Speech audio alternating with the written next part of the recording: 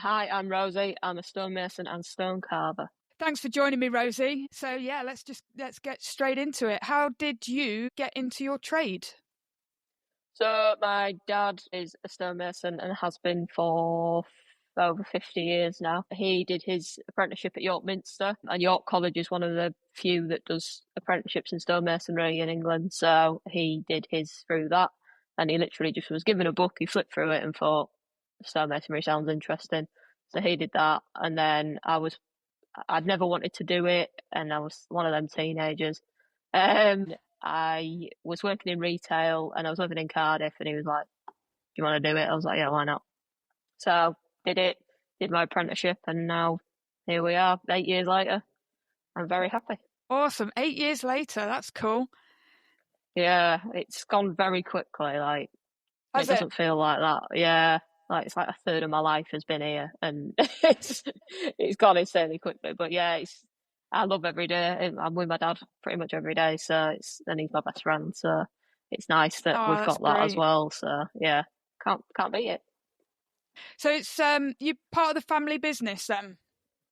Yeah, so it's my dad's business. My uncle works for us. My uncle did previously before he passed away, and then like my mum helps out with the sort of paperwork side of things as well. So it's just a small little family business in Yorkshire on a little farm.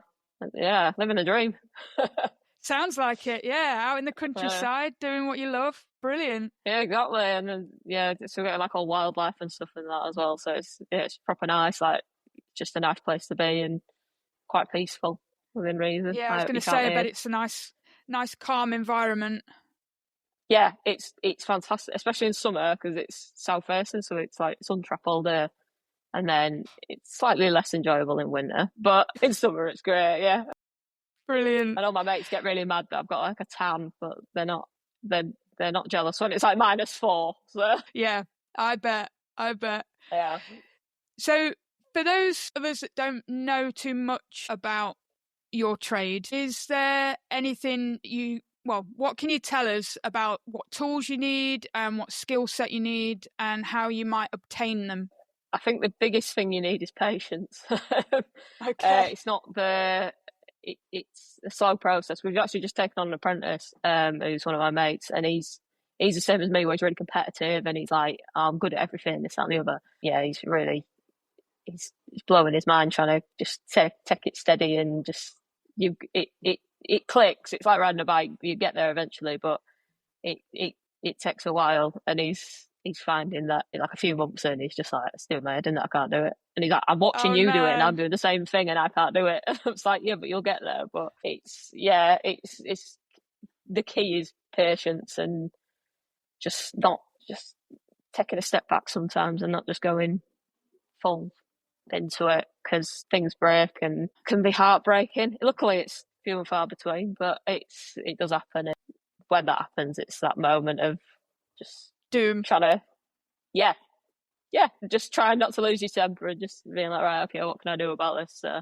it's yeah, patience is key, but the in terms of actual like physical tools, it's mallet and chisel. We only use sort of grinders for cutting sort of larger pieces of stone and polishing flat surfaces. Other than that, it's all done by hand. It's all mallet and chisel, and there's not many people that do it. Yeah, a very skilled trade yours, isn't it?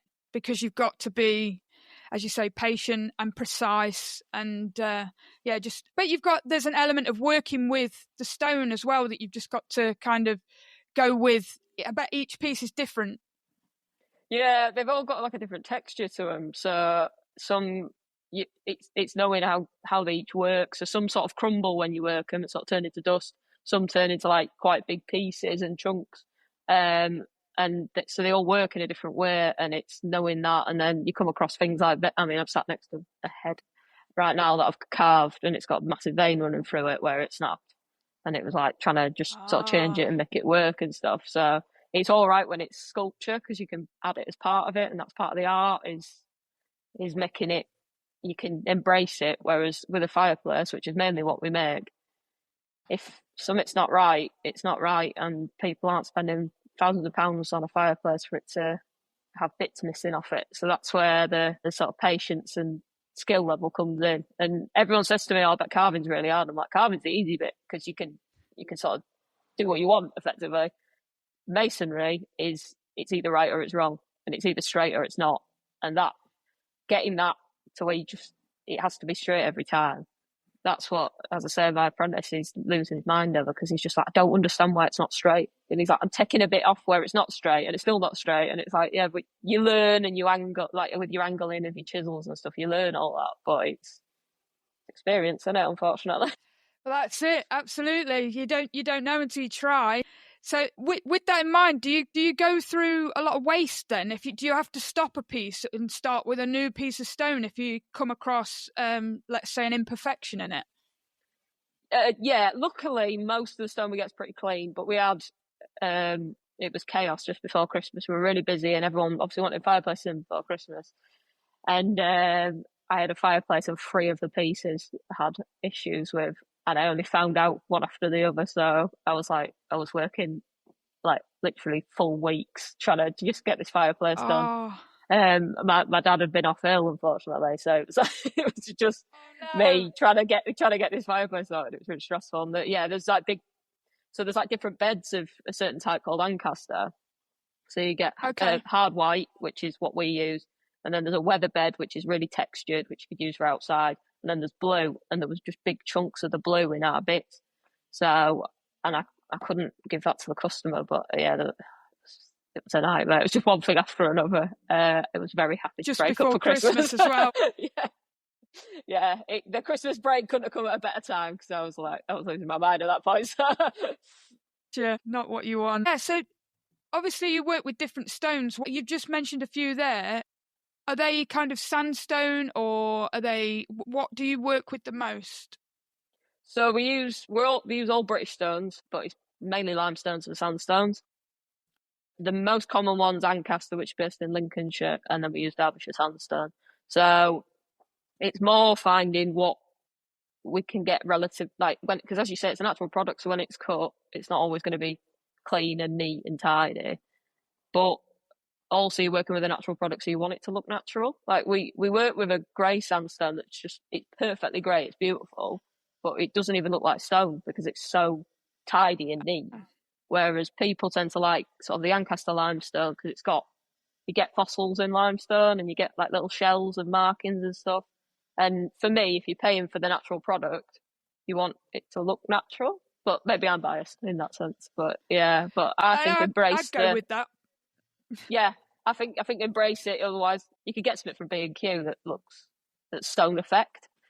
But if you have an actual stone, it wants to look like a natural stone, and that's part of the beauty of it for me. So yeah, definitely, I totally agree. I mean, when you're working with natural products, you want them to look natural. Otherwise, like you say, you can just nip down the road to the DIY shop and get something manufactured, can't you? yeah. What's the same with like when I do the carvings and stuff? I'm really keen on that to have some of the sort of natural effect to it, like sort of imperfections almost, because the amount of people that assume that it's done on a machine when I do like house numbers and stuff, they assume it's done on a machine, and it's like no, because then they don't understand where the price is coming from for that when they could go to a garden centre and get it, and that's why we're so lucky we've got the workshop downstairs and then the showroom upstairs where I am now, and people to come up to the showroom they have to walk through the workshop, so they have to see that it's hand carved, it's handmade. We used to have a showroom in York and it just didn't really work because I don't think people understood where the price was coming from. Whereas now, because they see it being handmade, they see, and also means they can have whatever they want. They can come in, they can pick and choose. They can say, "Oh, I don't quite like that bit. I don't like that bit," and it's like, yeah, you can have whatever you want. We just did two in Wales, and they've got their coats of arms like smack bang in the middle, which you wouldn't really be able to do on a machine. So it's nice when people pick those little bits and have embraced that they can have it whatever they want. So, what do you prefer, carving or the masonry side of it? What's your favourite? in winter, masonry because it keeps you warm, whereas standing there carving when it's like -3 out is awful because it's just so cold. In summer, probably carving just because I do like the carving. I really enjoy it. It's something I didn't particularly train to do. I just was quite good at it, luckily. Okay. Nice. But yeah, I don't know. I don't want to sound big-headed, but yeah, I was just quite good at it naturally, and it's really enjoyable to do, and I'll be honest, it's what people prefer to see as well. They find it more interesting than there's sort of these arty bits to it as well. So yeah, but I love both bits, so I'm happy doing either.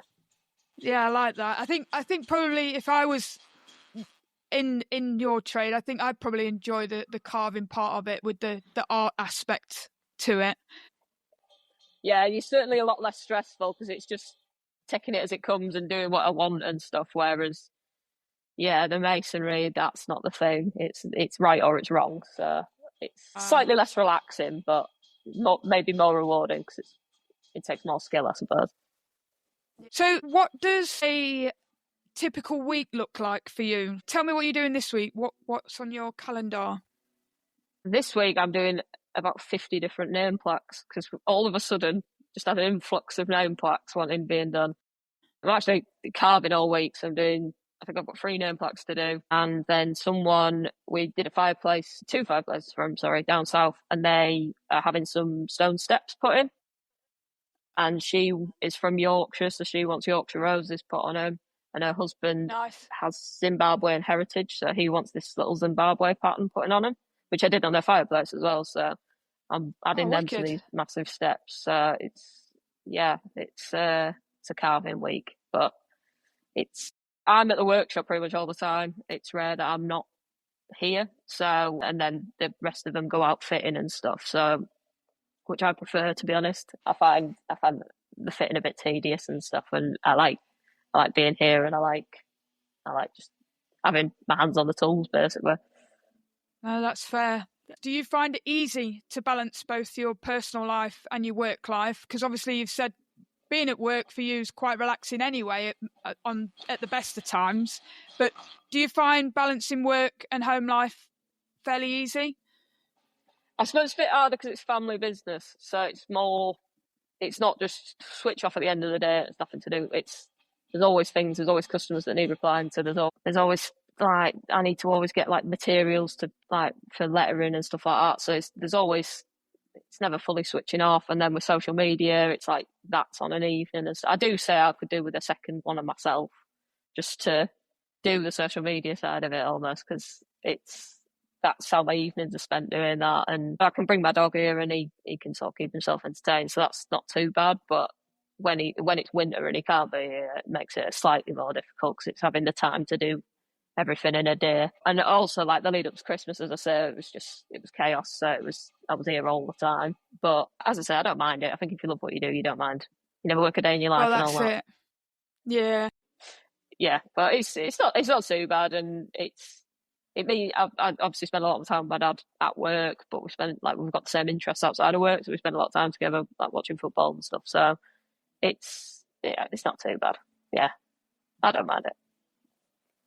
Yeah, because I mean, you hear so much on social media that both men and women in the trades suffer with burnout, especially around the busier parts of the year leading up to Christmas or, over the summer, etc., trying to just fit everybody in. Have you ever experienced that? Or I mean, it's more the stress of things and trying to organise things and knowing, like, fit people in. And unfortunately, not every customer's perfect, so there's sometimes slight difficulties with that.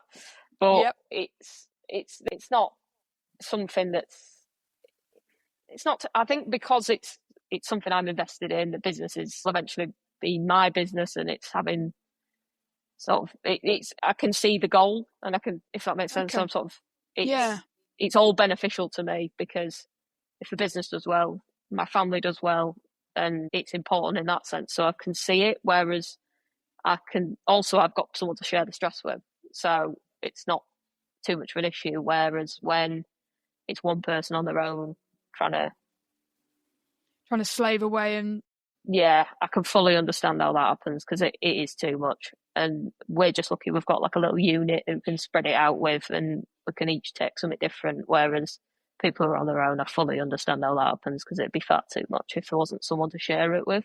So yeah. You're very lucky that you're in that family environment and you can share any stresses and burdens, so to speak. So yeah, that's great. It's good to Yeah. know that you've got that, because not many people have. Yeah, exactly.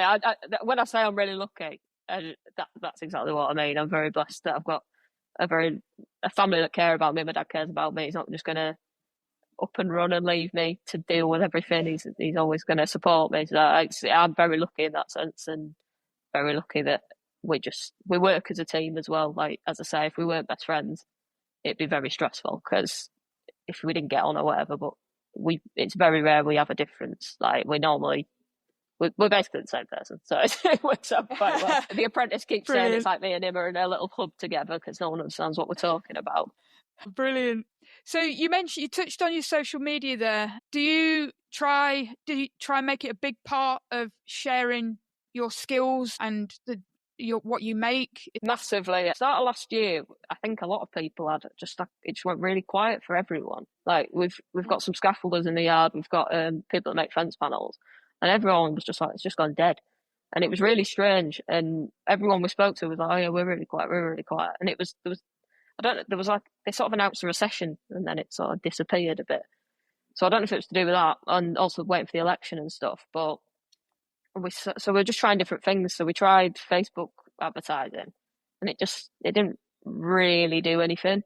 So I was like, I'll try it on Instagram instead. Tried Instagram advertising, and it was just it worked for us. And I think it's because it's that the fireplaces in people's living rooms and stuff. It's very Instagram friendly, and people Visual. like that interiors. Yeah, and people like sort of like the interiors and stuff. So all of that. Yeah. So the business one really worked, and luckily it's sort of we put a bit on every month, and it just keeps it gently rolling in, which is exactly what we want. We're not looking to be a massive business. We need, like, obviously, yeah, we couldn't, if someone ordered 100 fireplaces and needed them in 3 months, obviously that's not something we could do.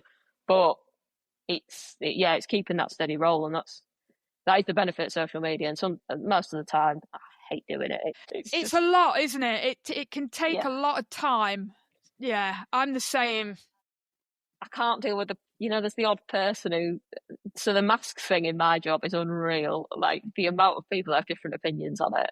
Like, I wear a mask for everything because I mean, I have hay fever anyway. Like, I'm allergic to dust. I can't breathe at the best of times. I don't want it to be any worse, so I'll keep my respirator on all the time. And then you get people like, oh, what, you wearing a mask for? You don't need a mask. Or if I've like taken it off in something, they're like, what, are you taking your mask off for? You should be keeping that on. It's just like, sometimes you just like, yeah, it's just like that side of social media. I'm just like, oh, that's not what I have to just remove myself from, because I can't deal with that. But most of it's really positive, and like you find other people in your trade who are in similar positions to you, and like there's a lot of other female masons out there, and a lot of them work on cathedrals and stuff. So it's nice to see those sort of traditional masonry skills are still being used on cathedrals. Yeah, absolutely. And nice to know how many women are going into it as well, because it's, when I first started, it was sort of a bit. So when I was at college, I was the only female mason, and it didn't really bother me. Like, I've never been that like worried about things like that. Like, I trusted myself and my skill set, but there was very few female masons, and then you sort of start and that's the benefit of Instagram. You sort of start linking up with other people, and then get to see what they're doing, and you sort of remember that, oh yeah, there's quite a big group of us really, and it's nice that everyone sort of supports each other in that sense, and you've got that sort of like little network as well. So definitely, and it's just remembering to do the videos as well, because the amount of times I'll make something and I'm like, oh, I videoed it, and then I'm just like, right, I'll find something else to put on now. Just a nightmare for stuff like that. Just when I'm in my little zone and I've got my music on and stuff, I'm just not thinking about it, and then I'm like, I'll finish something really good, and I should have recorded that. But yeah, it's I enjoy it, otherwise I wouldn't do it all. But it has its moments where it's frustrating. It does. Yeah, definitely. I was going to ask, you kind of just touched on it a bit there, in that there's obviously on social media you can get both sides of the coins with the positive and negative comments. When you've had to come across other tradespeople, have you encountered any negativity from any angle? Let's say from being a woman in the trade, from doing the trade itself, anything. Have you encountered any of that? a huge amount. Obviously, I get sort of patronising people offering to lift things for me, which at the end of the day, I'll take that because it means my back's all right. Do you know what I mean? That's it. You want to do it, you do it. But like the pet names and stuff. I had a couple of fellas come in the other day and they were talking about getting a name plaque, and they were just solely looking at the apprentice and talking to him. And he was just stood there laughing. And he was like, "You're talking to the wrong person. You need to speak to her. I've got no idea what I'm doing." And they were like, so I looked across like, "Oh," and I was like, "Yeah." And they're like, "What? So you did that?" It's like, "Yeah." And it's like, and they were like, "Oh, right, okay." And it's that odd thing. Like, luckily, I think mindsets are changing, and it's not too bad. I mean, my dad has never once questioned my ability, my strength, anything like. If anything, he keeps saying that he's like the weak one and that I'd have to lift stuff and stuff like that. But so he's always been like that. And I think a lot of sort of parents could be protective, and he's never been like, just sort of let me get on with things. But my grandma was quite. She was like, "What do you mean you're a woman being a stonemason? That's not an environment for a woman." And I was like, and my dad was like, "Who else is going to do it?" Yeah, because I've got a brother and sister, so I think she thought my brother should do it. But he's far too smart for this.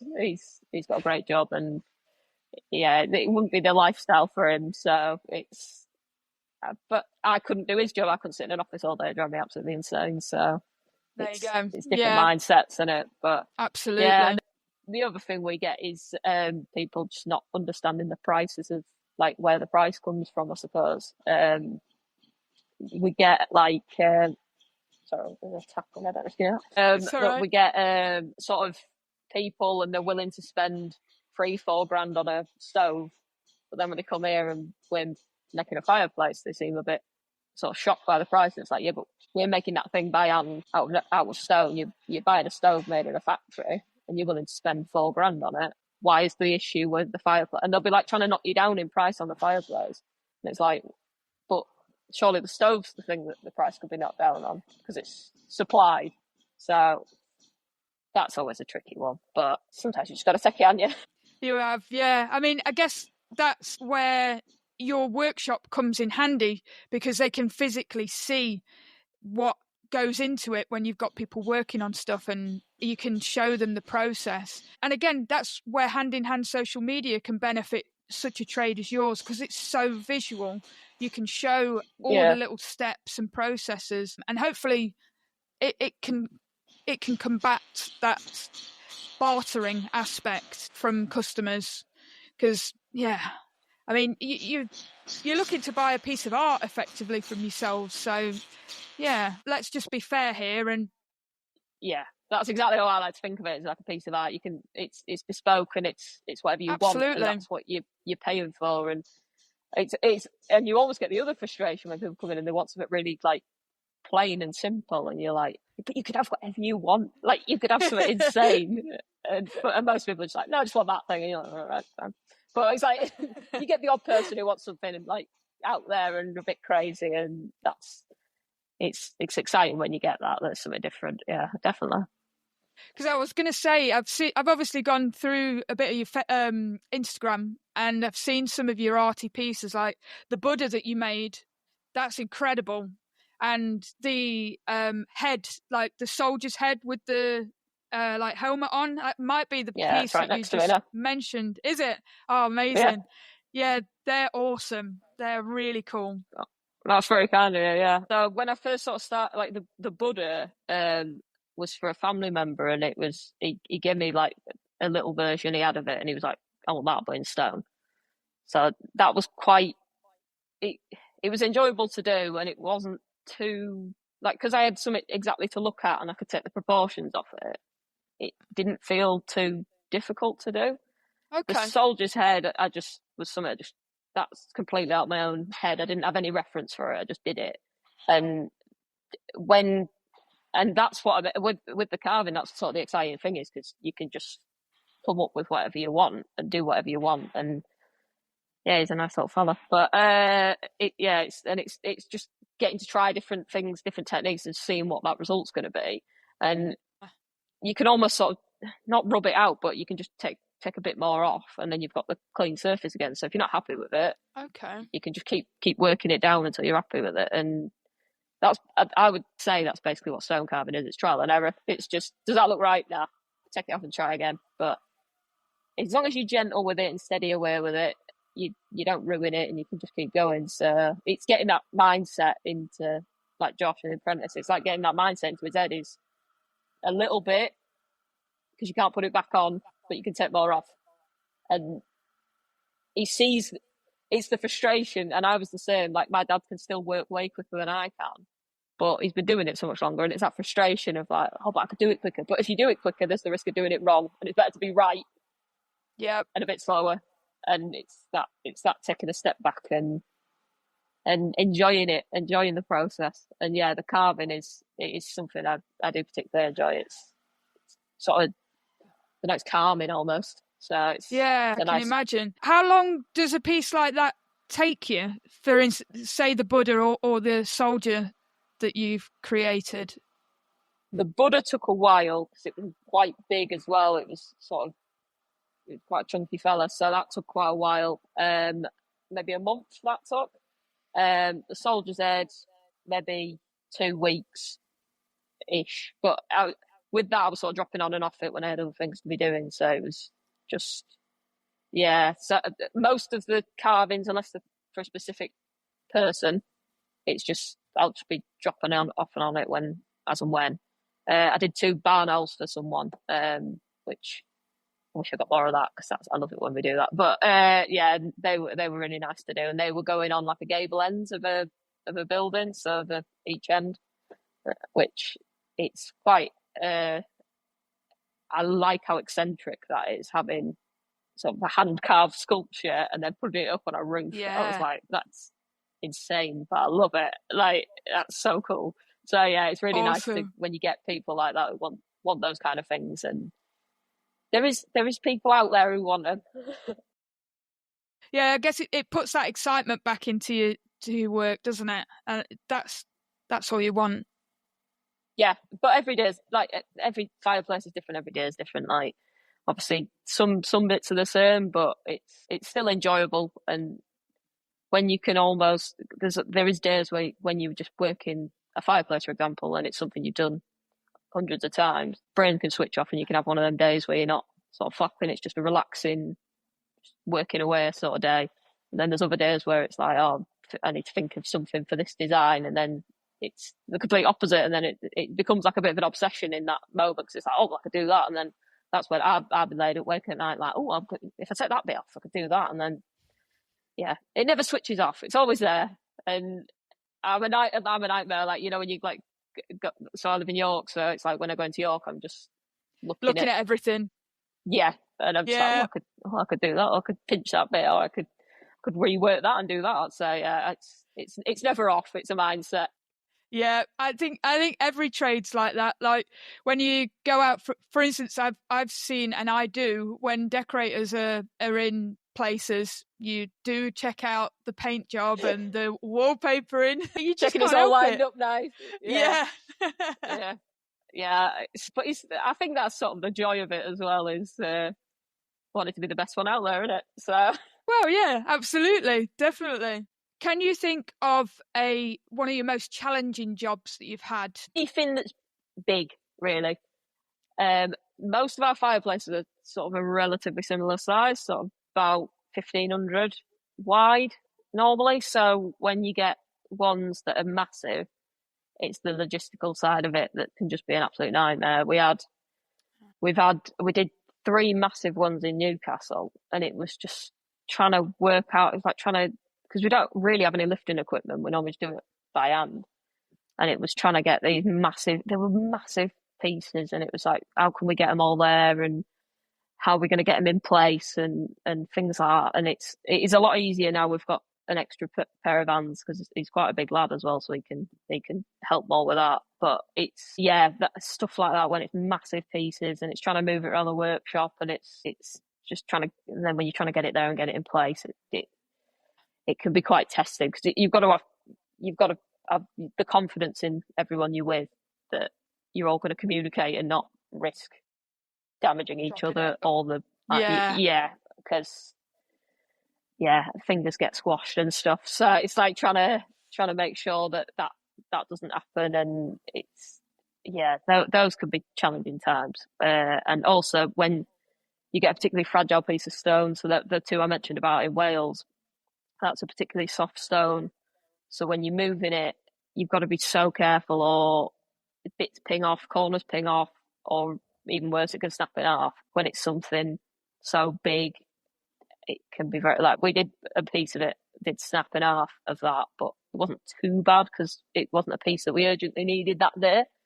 But it can feel quite demoralising when something yeah, breaks and you've got to do it again. So those those bits are the most difficult parts, really. But most of it is pretty simple and normally goes relatively to plan. So yeah, that's good. it's okay. That's what you Yeah. want. So on the flip side of that, can you tell me what your favourite job has been? So I've done a fireplace that's fully carved acorns and oak leaves going right the way around it. The entire thing is acorns and oak leaves carved up. So going Oh up wow. to vines and the interlock and leaves and acorns coming off it, which that it. I mean, it's not for everyone, but when someone wants something like that, it's very exciting, and I think it looks absolutely incredible. I really love that. There's also one we did in the northeast, which he was an ice cream man. He owns a gelato business, and he wanted his logo in the middle, but he wanted loads of other bits of carving on it. And it was just such a different design to what we'd done before. And when you get that sort of someone wanted quite an extreme design that you've not done before, it's that excitement of it being something different, of being something new, and also someone embracing the sort of opportunity they've got of have what you want.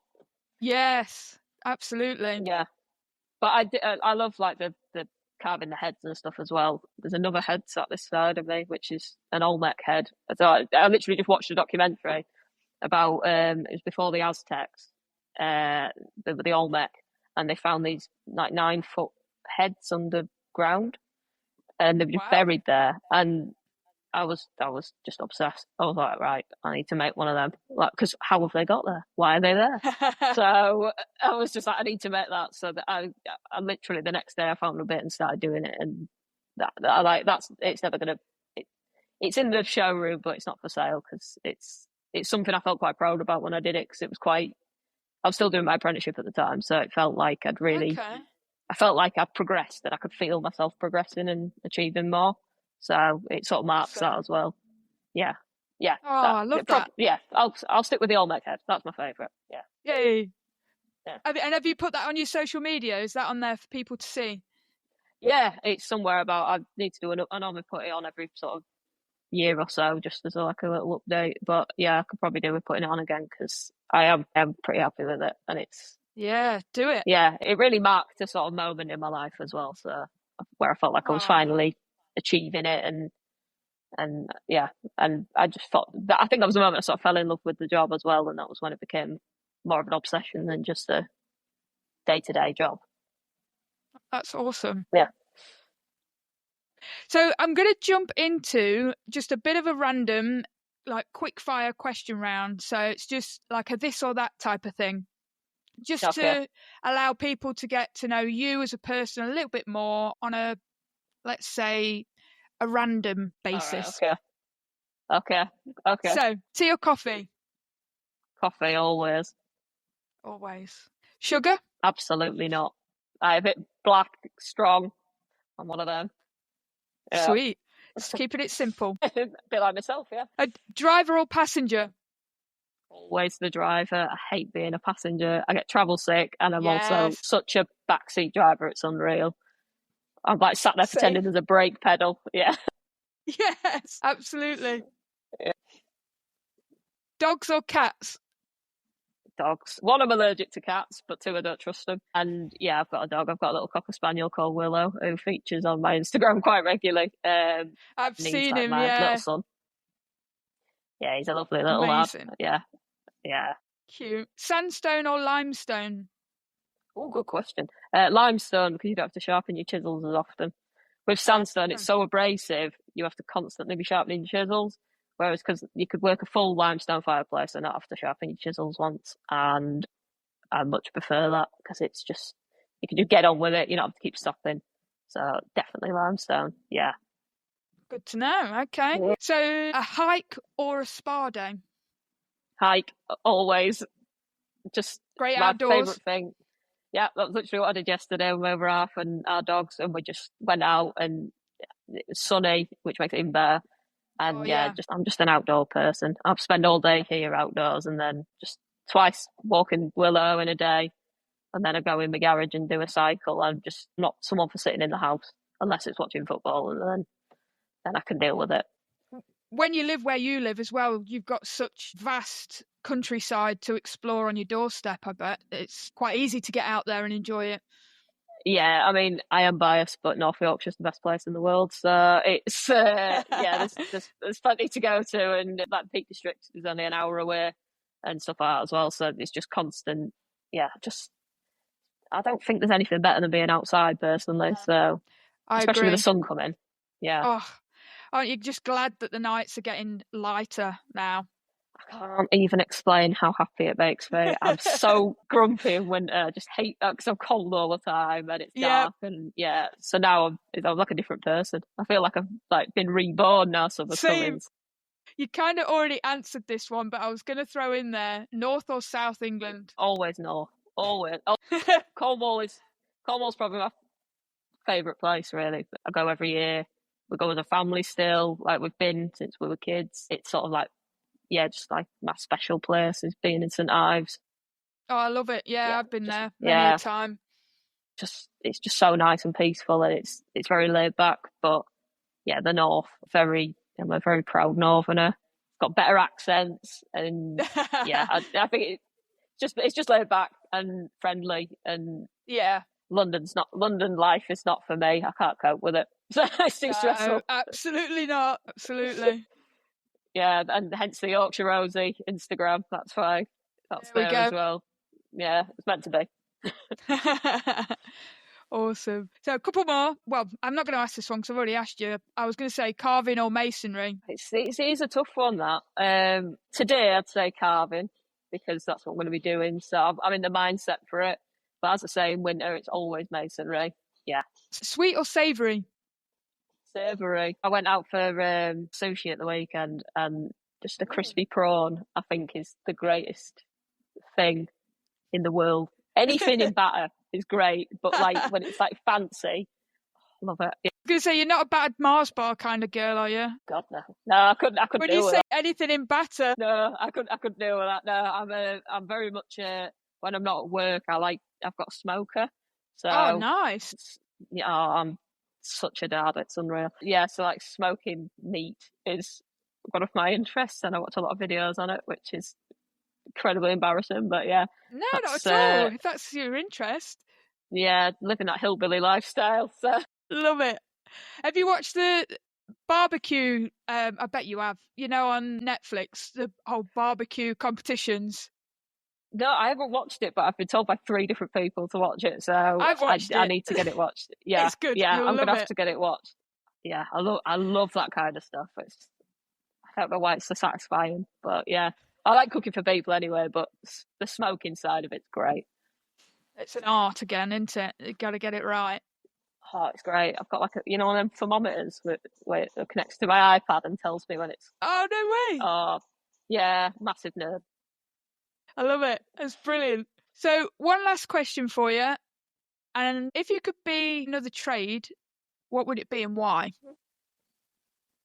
I don't know if it counts as a trade, but if I hadn't have done this, I'd have liked to have gone into like leather work, a cobbler to some extent, but then like other thing. Oh, I love watching them videos. I love it. And there's a shop in St Ives where he does all the leather work in there, and I could sit and watch it for hours. It's so satisfying to see. But also like cowboy hat videos as well. Yeah. Really into that. Yeah, really into that. So it's something like that. It would have to be something really creative, I think, because I've got that mindset. Yeah. Obviously the masonry thing, it wasn't so much that I just sort of fell into it, but I realised how niche it is, because it was one of those things where when I was growing up, like teachers and that would be like, oh, what did your dad do? I was a stonemason. They'd be like, wow, that's really interesting. But just That's not. Whereas now I understand because people either don't know what it is or they want to know every single bit about it. So yeah, you don't realise how niche something is until you're in it. If that makes sense. Absolutely. No, I get it. Yeah. Yeah. So yeah, leather worker or cowboy hat maker would be my I love it. choices. You could combine the two even. There you go. Well, thank you for sharing your time with me today. It's been awesome getting to know you and more about your trade. Just tell people where they can find you and what your handles are on your social media. So on Instagram, it's Yorkshire Rosie with 2 underscores in between. So Yorkshire _Rosie. Same on TikTok. And the business Instagram is at the Stone Fireplace Company Ltd. And that's where you'll find more of the fireplaces and more about us as a business. And the other one's my personal one, so it's more about me and my dog. Well, thanks again, Rosie. It's been brilliant. I've really enjoyed it. And hopefully it's been a pleasure. Thank you. Hopefully we'll get to chat again soon. Yeah, definitely. Thank you very much. No worries. All right. Have a great day. Yeah, you too. Cheers. Cheers.